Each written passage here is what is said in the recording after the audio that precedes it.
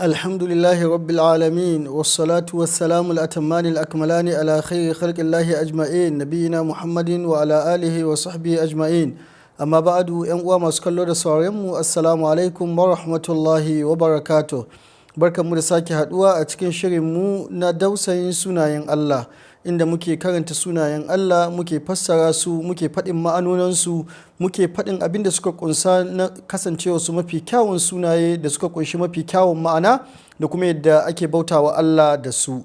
Wannan shine shiri na 7. A shiri na 5 da na 6 mun yi magana game da suna Allah Allahu da abin da ya kunsa da ma'anar shi da kuma irin kyawun sunan da kuma yadda ake amfani da shi.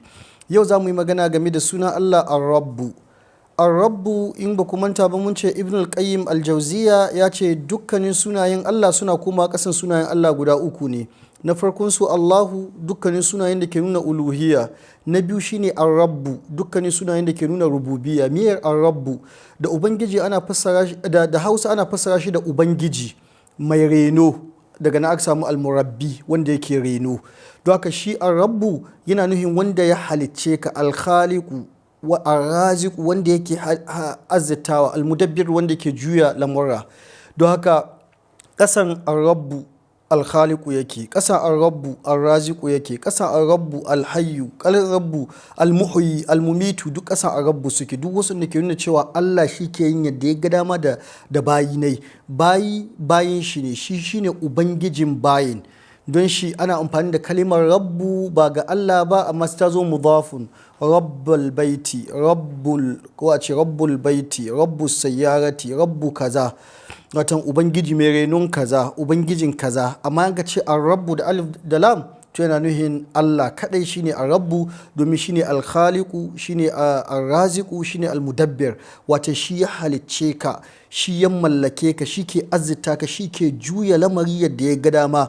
Ya kawo lokacin sanyi, ya kawo lokacin zafi, ya kawo lokacin damina, ya kawo lokacin rani, ya sa ka yi dariya, ya sa ka yi kuka, ya sa ka ji daɗi, ya sa ka shi ke juya kai da ya ga dama. Ya sa ka zo duniya lokacin da shi ya zaɓa ba lokacin da ka zaɓa ba, ka koma lokacin da shi ya zaɓa ba lokacin da kai ka zaɓa ba.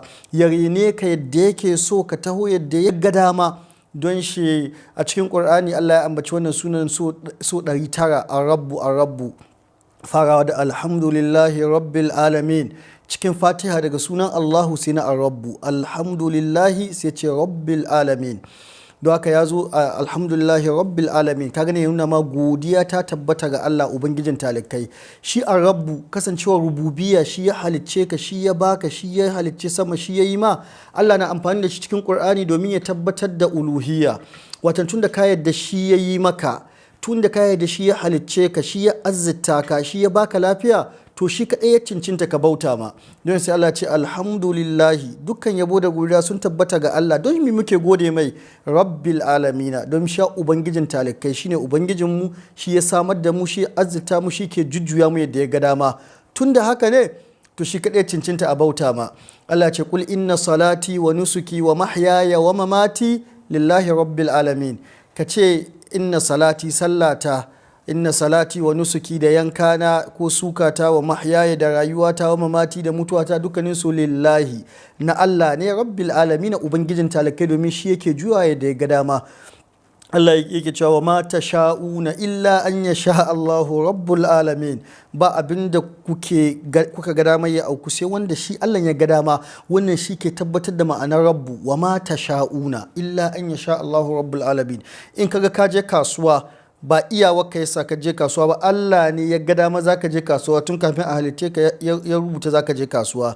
In kaga ka je makaranta, in kaga ka je ofis, in kaga ka zama mai kuɗi, to ba dubarar ka bace. Wa ma tasha'una illa an yasha Allahu rabbul alamin. Don haka rabbul alamina ubangijin talikai shine wanda ya rene su, shine wanda yake ba su, shine wanda yake jujjuya lamarin su. Ma'anar kalimar rabbu mun ce da Hausa ana fassara da ubangiji mai reno. Mai reno daga nan aka samu murabbi. Don haka shine wanda ya maka halicce ka, ya azzita ka, ya maka ni'imomi, yake juya rayuwarka yadda ka ga dama, kamar yadda wannan ayat ta ma tasha'una illa an yasha Allahu rabbul alamin take nunawa. A shiri na gaba za mu yi magana game da kashe-kashen rububiyya. Rububiyya shine zama ne ubangiji, renon mutane da yake ya kasu kashi biyu. a shiri na gaba insha Allah har yanzu kasan kalimar rabbu za mu yi suna Allah mai kyawu mafi kyawu a rabbu, za mu yi magana game da wannan kashe-kashe. Sai mu haɗu a shiri na gaba, shiri na 8. Wassalamu alaikum wa rahmatullahi wa barakatuh.